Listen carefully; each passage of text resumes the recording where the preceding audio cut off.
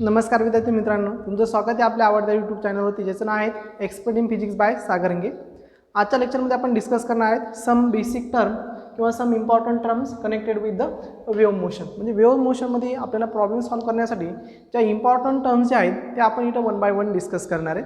Previous लेक्चरमध्ये आपण waves आणि वेव्हचं क्लासिफिकेशन याबद्दल चर्चा केली होती. आजच्या लेक्चरमध्ये आपण डिस्कस करणार आहेत that is important terms in waves. मग आता इम्पॉर्टंट टर्म्स इन वेव्हज जर म्हटलं तर आपण जनरल इक्वेशन ऑफ वेव्ह जर घेतलं, okay, that is equation of displacement, general equation of displacement of wave is y is equal to a sin omega t plus minus kx.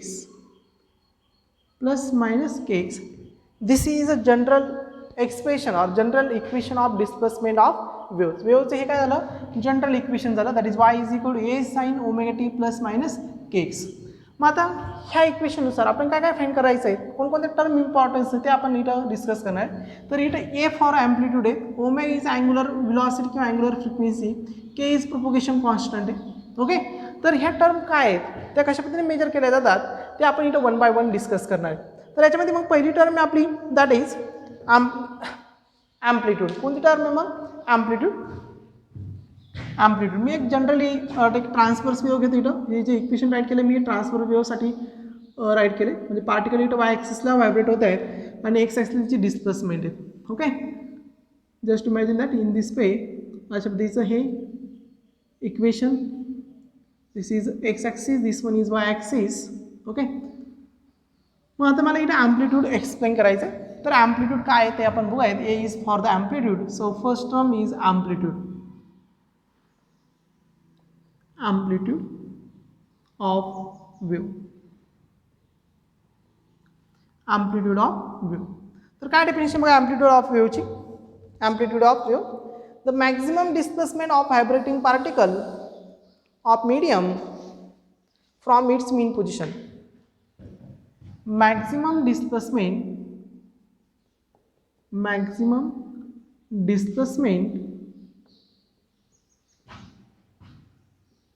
of vibrating particle in a medium from its mean position,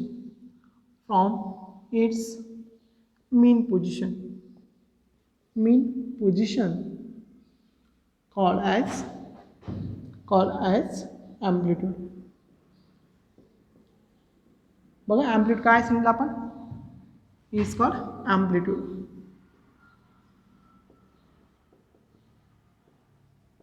maximum displacement of vibrating particle in a medium from its mean position. मग मीन पोझिशनपासून पार्टिकलचं maximum displacement vibrating particle. मग particle कुठं vibrate होऊ राहिला, Y ॲक्सिसला. इथं काय कुठं vibrate होऊ राहिला, वाय ॲक्सिसला व्हायब्रेट होते. मग त्या व्हायब्रेट होत असताना पार्टिकलही मॅक्झिमम कव्हर केलेलं डिस्प्लेसमेंट फ्रॉम मीन पोझिशन. मग इकडं अपवर्डला असेल तर प्लस ए आणि डाऊनवर्डला असेल तर minus A. Okay, so this is a definition of amplitude. म्हणजे अपवर्डला असेल तर प्लस ए आणि डाऊनवर्डला असेल तर minus A. So amplitude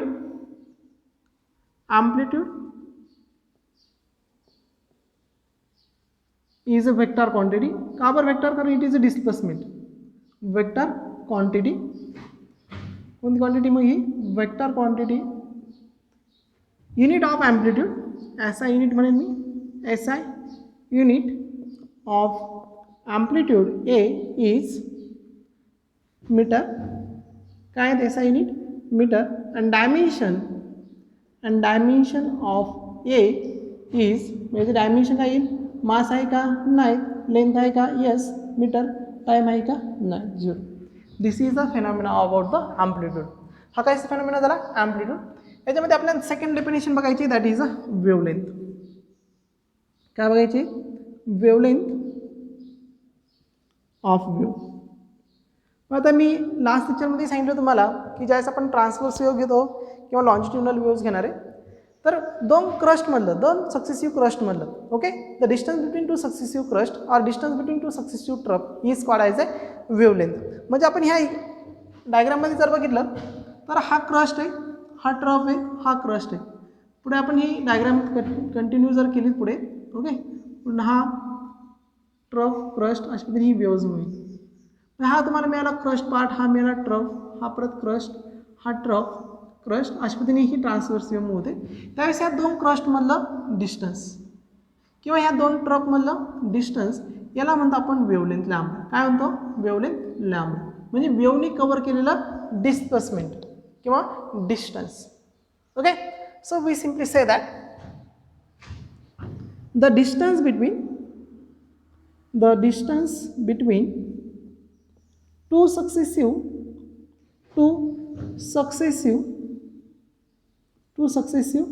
crust or trough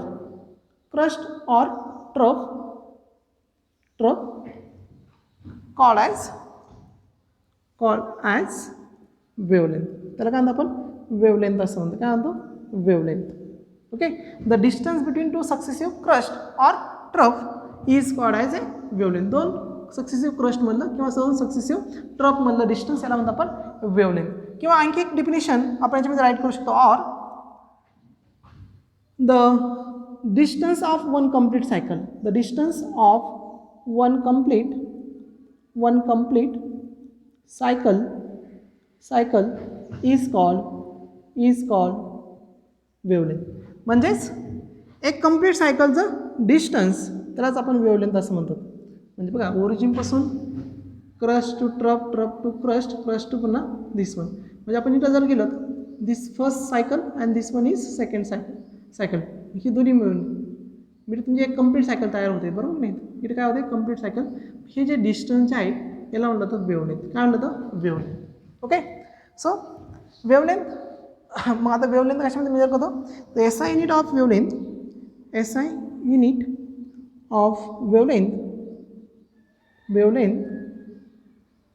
is metre. काय? मीटर. आणि डायमेन्शन जर घेतलं तर same as amplitude. Dimension of lambda कशाने दाखवतो आपण? Lambda. Lambda is symbol for the wavelength and this lambda is M0 L1 T0. आता next term आपल्या याच्यामध्ये डिस्कस करायची, दॅट इज द फ्रिक्वेन्सी. काय एक्सप्लेन करायची? फ्रिक्वेन्सी. ओके, आता वेव्हलेंथबद्दल आपण आणखी थोडीशी इन्फॉर्मेशन इथे ॲड करू शकतो. समजा तुम्ही जर लॉन्जिट्युडनल वेव्हज घेतली, for longitudinal waves,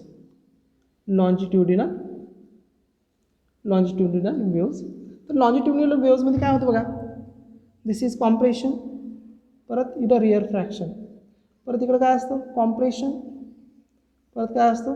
rear fraction, परत इकडं काय असतं? कॉम्प्रेशन, परत रिअर फ्रॅक्शन, परत काय असतं? कॉम्प्रेशन, अशा पद्धतीने. मग आता बघा, हा तुमचं कॉम्प्रेशनचं पार्ट आहे, कॉम्प्रेशन, इकडं कॉम्प्रेशन, आणि हा जो पार्ट आहे हा रिअर फ्रॅक्शन आहे, रिअर फ्रॅक्शन. मग इथं परत टू सक्सेसिव्ह कॉम्प्रेशनमधलं डिस्टन्स याला सुद्धा काय म्हणलं जातं? वेव्हलेंथ. दोन सक्सेसिव्ह रिअर फ्रॅक्शनमधलं डिस्टन्स याला म्हणलं जातं वेव्हलेंथ. दोन सक्सेसिव्ह रिअर फ्रॅक्शनमधलं डिस्टन्स याला म्हणलं जातं वेव्हलेंथ. दोन successive compression. Okay, in terms of longitudinal waves. Longitudinal वेव्हजमध्ये दोन कॉम्प्रेशनमधलं किंवा दोन रिअर फ्रॅक्शनमधलं डिस्टन्स याला म्हणलं जातं वेव्हलेंथ. ओके, आता आपल्याला एक्सप्लेन करायची frequency of waves. Frequency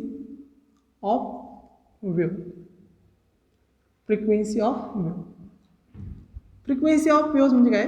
the number of vibration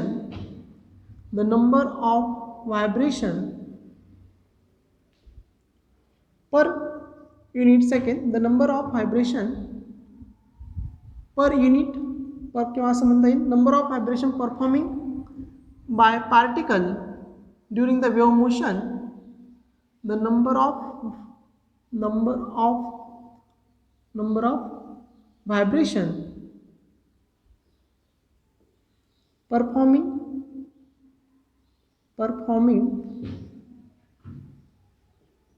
performing particle during wave motion, during wave motion, during wave motion per unit time, per unit time is called frequency of wave. Okay, किंवा दुसऱ्या डेफिनेशनमध्ये आपण असं म्हणू शकतो number of waves per unit time. सिंपलमध्ये number of wave completed by particle per unit time is called as a frequency. मग frequency generally आपण एफ किंवा एन ने दाखवतो. F for N is equal to 1/T. Okay, मग आता याचं S I unit काय येईल? S I unit of frequency is 1/सेकंड और त्याला आपण हर्ट्स असं म्हणतो. काय म्हणतो? हर्ट्स. ओके, डायमेन्शन तुम्ही जर फाइंड आउट केले, डायमेन्शन ऑफ फ्रिक्वेन्सी, तर फ्रिक्वेन्सी डायमेन्शन काय मिळेल? 1/T म्हणजेच काय येईल? m0 L0 T⁻⁻1. This is a dimension of frequency. Now next term that is a period of waves. Period of wave. आता पिरियड ऑफ वेव्स कसं म्हणता येईल? How to define the period of waves? Time required to complete the one wave. Time required to complete the one wave किंवा time required for particle to complete the one wave, one complete cycle किंवा one complete wave करण्यासाठी लागणारा time is called as a period of that particle किंवा period of waves. मग असं म्हणा the time taken to complete one cycle of the time taken by particle असं म्हणे. time taken by particle किंवा time taken by wave असं म्हणे. wave to complete one cycle called as period of wave, called as time taken by wave to complete one cycle called as wave. Period of wave called as period of wave. आता वेव्हचं period आपल्याला माहीत झालं. T is equal तुम्ही write करणार 1/फ्रिक्वेन्सी किंवा 2π/ओमेगा. Omega is angular frequency. Omega आहे तुमची angular frequency. So this is, मग याच्यावरून आपण रिलेशन राईट करता येईल. That is omega is equal to 2π into F, that is equal to 2π/T, where omega is angular frequency.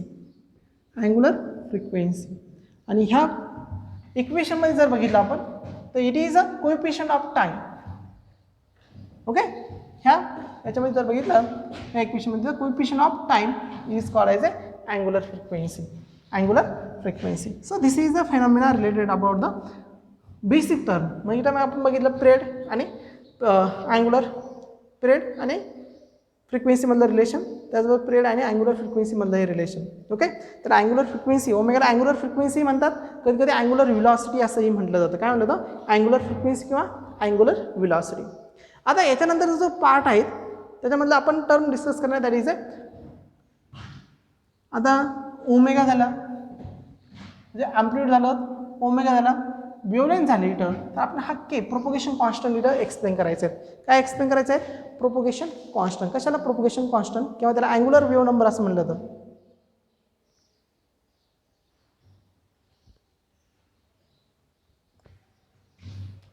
तर आपण तो राईट करूयात. प्रोपोगेशन कॉन्स्टंट के, त्यालाच म्हणलं जातं अँग्युलर वेव्ह नंबर. काय म्हणलं जातं? अँग्युलर प्रोपोगेशन कॉन्स्टंट, त्यालाच म्हणलं जातं अँग्युलर वेव्ह नंबर. काय म्हणलं जातं? Angular wave number. कशाने डिनोट करतो आपण? के ने. कशाने दाखवतो? के. मग हा अँग्युलर वेव्ह नंबर काय ते आपण इथं समजून घेऊयात. Okay,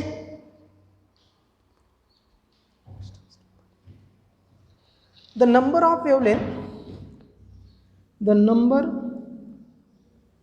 of wavelength in the distance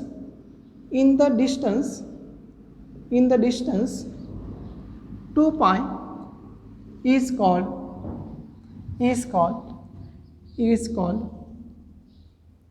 propagation constant k.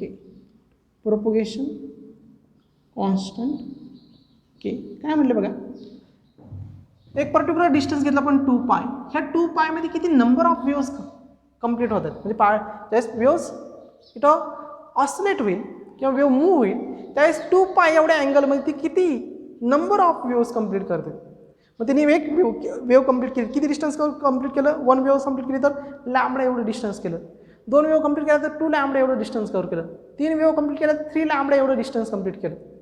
म्हणजे 2 पाय एवढ्या अँगलमध्ये किती नंबर ऑफ वेव्ह कंप्लीट झाला, हा जो नंबर किंवा हा जो टर्म जी कॅल्क्युलेट करते त्या टर्मला म्हणायचं प्रोपगेशन कॉन्स्टंट. काय म्हणायचं, प्रोपगेशन कॉन्स्टंट. आता हा प्रोपगेशन कॉन्स्टंटचा फॉर्म्युला आहे, that is K.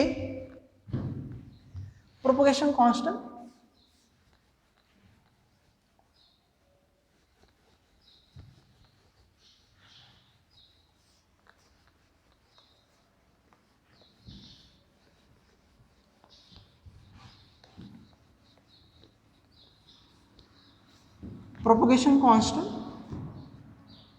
k is equal to 2 pi upon lambda. काय, 2 pi upon lambda. This is a propagation constant. काय हा propagation constant 2 pi upon lambda.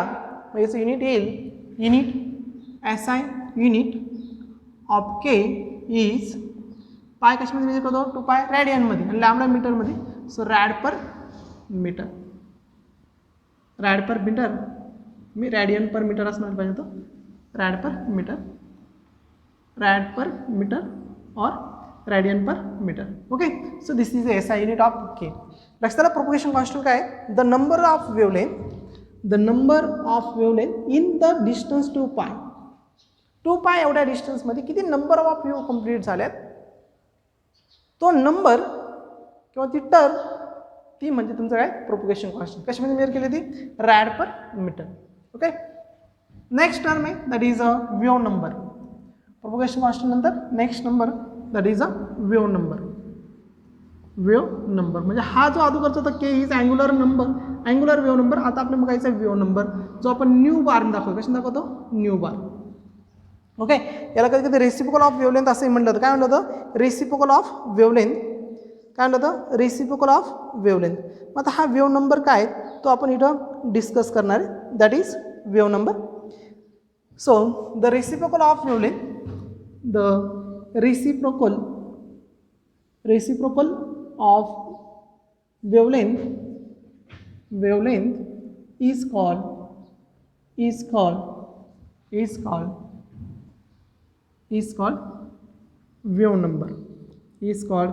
wave number. आता actual wave number म्हणजे काय बघा, एक आपण पर्टिक्युलर लेंथ घेतली आणि ह्या पर्टिक्युलर लेंथमध्ये किती नंबर्स ऑफ वेव्स कंप्लीट होत आहेत. एक पर्टिक्युलर डिस्टन्स घेतला आपण, ह्या डिस्टन्समध्ये किती नंबर ऑफ, समजा 1 मीटर एवढं डिस्टन्स घेतलं, ह्या 1 मीटर एवढ्या डिस्टन्समध्ये किती नंबर ऑफ वेव्ह कंप्लीट झाले, तो म्हणजे झाला तुमचा वेव्ह नंबर. म्हणजे इथं समजा 1 2 3 वेव्ह कंप्लीट झाल्या, so wave number is 3. Okay, so it is reciprocal of wavelength is called as wave number, that is denoted by the nu bar is equal to 1 upon lambda. Okay, this is a formula. The unit SI unit आपण इथे जर घेतले तर SI unit of nu bar is per meter. काय, per meter or meter inverse. काय, meter inverse. and dimension, मग dimension जर तुम्ही फाइंड आउट केले तर डायमेन्शन ऑफ न्यू बार काय मिळेल तुम्हाला इथं, that is m0 L inverse, so L minus 1 and T raised to 0. This is a dimension of wave number.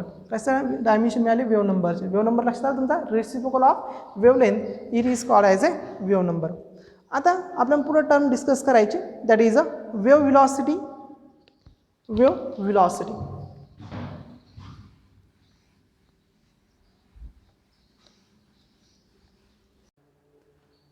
तर बघा आता आपण वेव्ह व्हेलॉसिटी समजून घेऊया.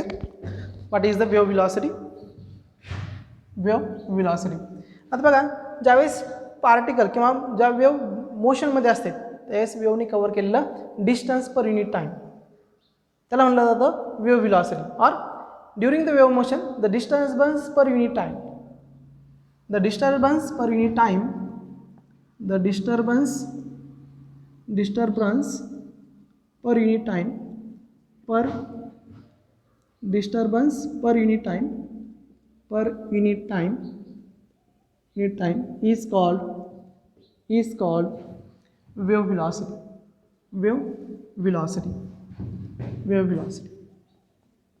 म्हणजे ज्यावेळेस वेव्ह प्रोपोगेट होणार आहे त्यावेळेस वेव्हने कव्हर केलेलं distance per unit time, this one is called as wave velocity. मग आता आपण जर वेव्ह जर बघितली अशी म्हणजे वेव्ह इकडे ट्रॅव्हल होते, किती डिस्टन्स कव्हर करते? लॅम्बडा. म्हणजे लॅम्बडा एवढं डिस्टन्स कव्हर करण्यासाठी तिला किती टाईम लागतो? कॅपिटल टी एवढा टाईम लागतो. Just imagine that. So wave velocity v is equal to lambda upon T. So 1/t काय तुमचा frequency. So v omega is equal to n into T. So this is a relation between, हे कशामध्ये relation आहे? Relation between frequency and wave velocity. n काय इथं wear n is 1/t. आताच आपण बघितलं दॅट इज अ फ्रिक्वेन्सी. काय आहे? फ्रिक्वेन्सी. बरोबर की नाही? परंतु आपण आणखी राईट करू शकतो, but n is equal to 2π/ओमेगा. Okay, sorry, omega upon 2π. काय? Frequency equal to omega upon 2π. Put this value in that equation. So v omega is equal to omega upon 2π into lambda. Okay, but आता आपण angular wave number बघितला. Angular wave number k is equal to 2π/λ आहे. इथे बघा 2π/λ, 2π inverse lambda upon 2π काय 1/k. So v omega is equal काय मिळेल तुम्हाला? Omega this term is 1/k. So omega upon k. This is another equation of the wave velocity. म्हणजे wave velocity आणखी एक तुम्हाला इक्वेशन मिळालं. म्हणजे फायनली तुम्ही राईट करू शकता. Finally wave velocity v omega is equal to lambda upon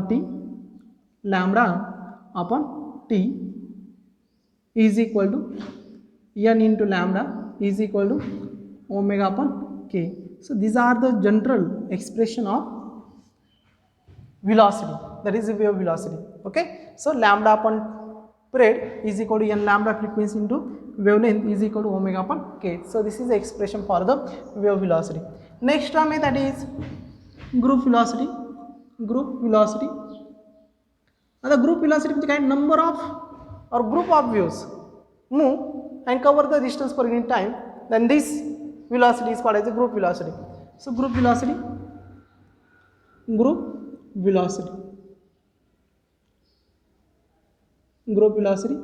हे दाखवत आपण v ची नी. The group of wave, the velocity of group of wave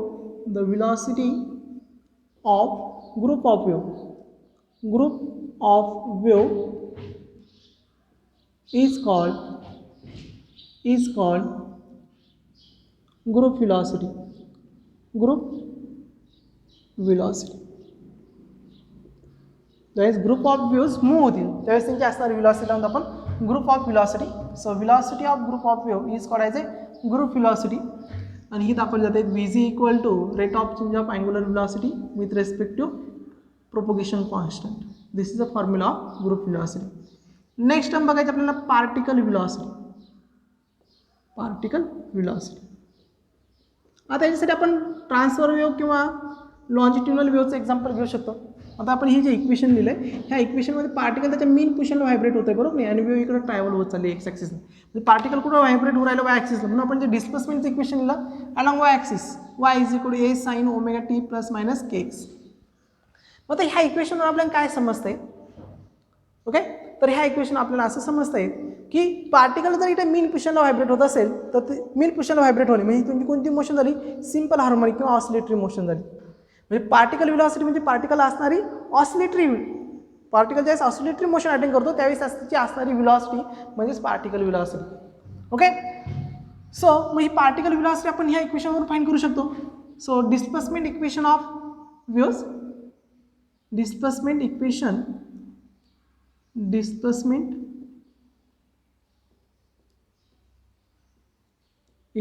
of wave.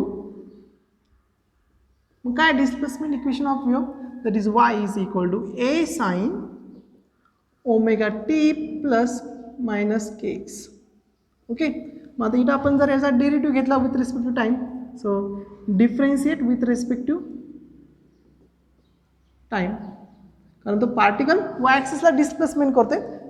आणि मग this displacement with respect to time is called as velocity. So particle velocity is equal to rate of change of displacement with respect to time, and that is equal to a sin चा derivative काय cos.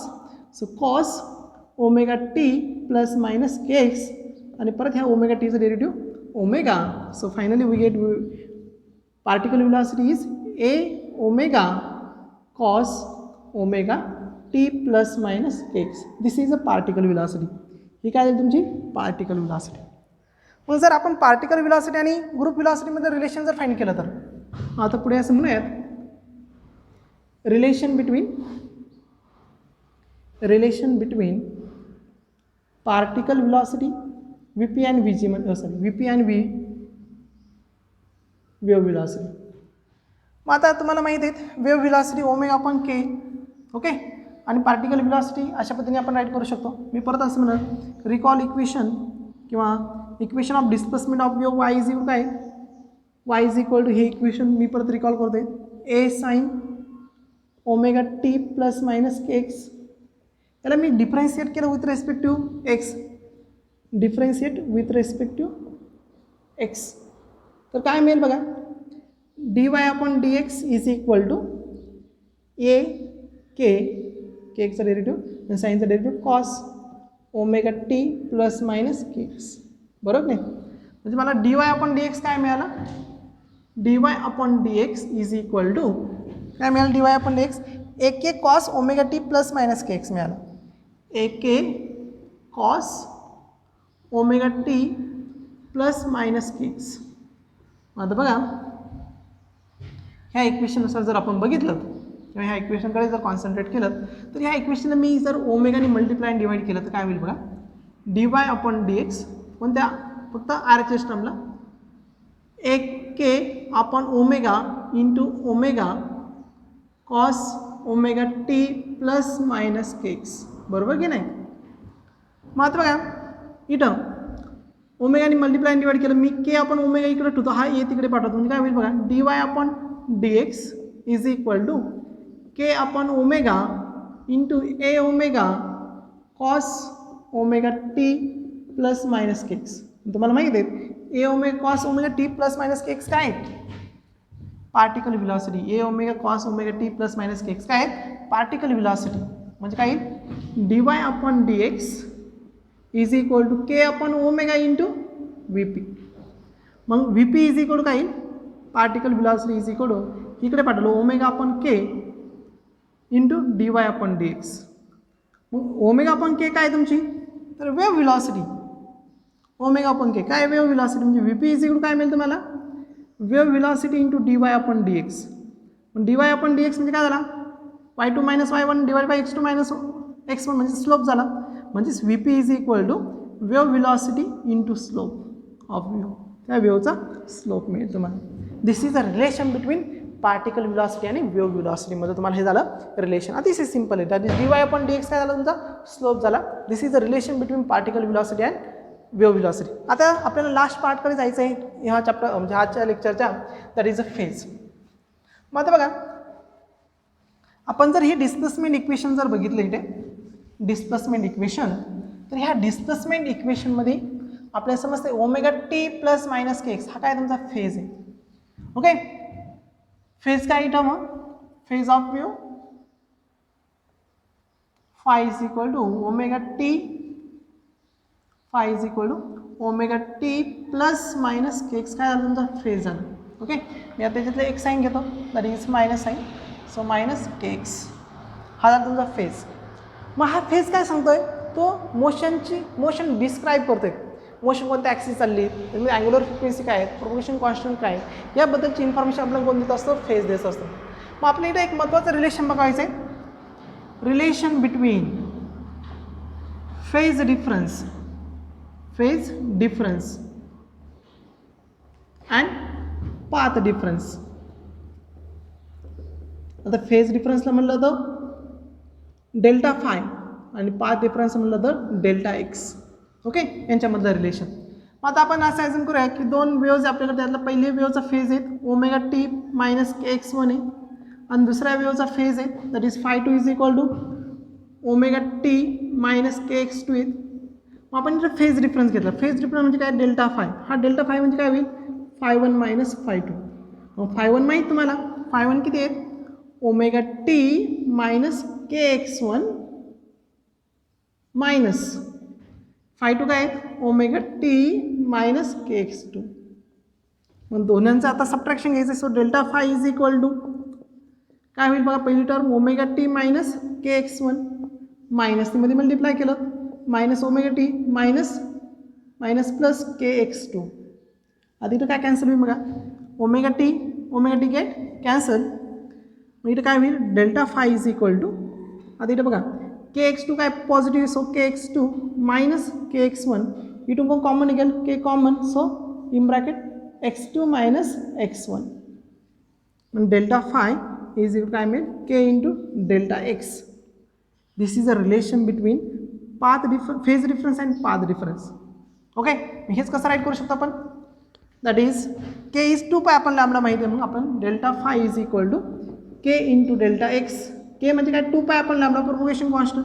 So delta phi is equal to 2 pi आपण lambda into delta X. हा path difference आपण in terms of delta lambda write करू शकतो. और असं म्हणू शकतो आपण delta phi is equal to 2 pi upon lambda into delta lambda. This is the relation between, कशामध्ये रिलेशन झालं, this is a relation between phase difference and path difference. Okay, so हे रिलेशन मिळालं आपल्याला. आता आपल्याला पुढचं रिलेशन डिराईव्ह करायचं आहे, that is a relation between phase difference and time difference. पुढचं रिलेशन बघायचं आपल्याला, relation between phase difference and time difference. Okay, so relation between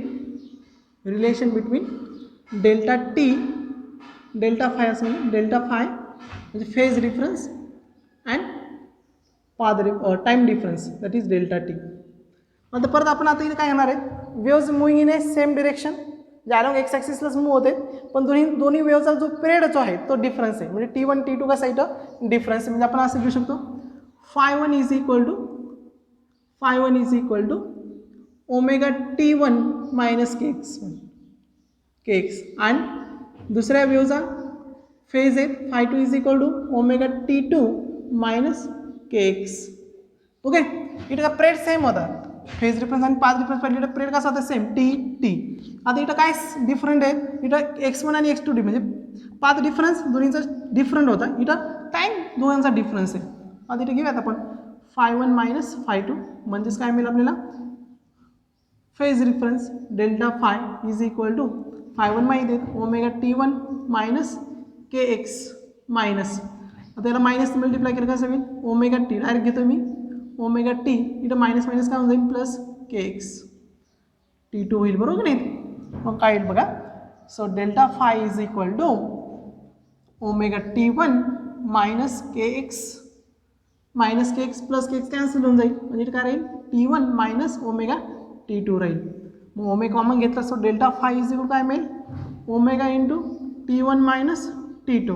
okay, मग परत काय येईल, delta phi is equal to किती येईल मग, ओमेगा म्हणजे काय 2 पाय आपण कॅपिटल टी आणि T1 मायनस T2 म्हणजे काय delta T. This is a relation between phase difference and time difference. Like sir हा फेज आणि हा time, that is delta phi is equal to omega into delta T और delta phi is equal to 2 pi upon T into delta T. So this is a relation between phase difference and time difference. Time difference. तर आजच्या लेक्चरमध्ये आपण basic concept ज्या होत्या wave मोशनच्या त्या discuss केल्या, that is amplitude, frequency, wave velocity, phase velocity म्हणजेच group velocity, particle velocity, त्यांच्यामधलं रिलेशन, नंतर relation between phase difference and path difference, relation between phase difference and time difference, हा सगळा part आपण आजच्या लेक्चरमध्ये डिस्कस केला आहे. आजचं लेक्चर तुम्हाला आवडलं असेल तर आपल्या चॅनलला सबस्क्राईब करा, व्हिडिओला लाईक करा आणि आपल्या इतरही मित्रांना हा व्हिडिओ जो आहे तो तुम्ही शेअर करू शकता. ओके, तर आपणचं लेक्चर आज इथंच थांबवतो आहे. थँक्यू.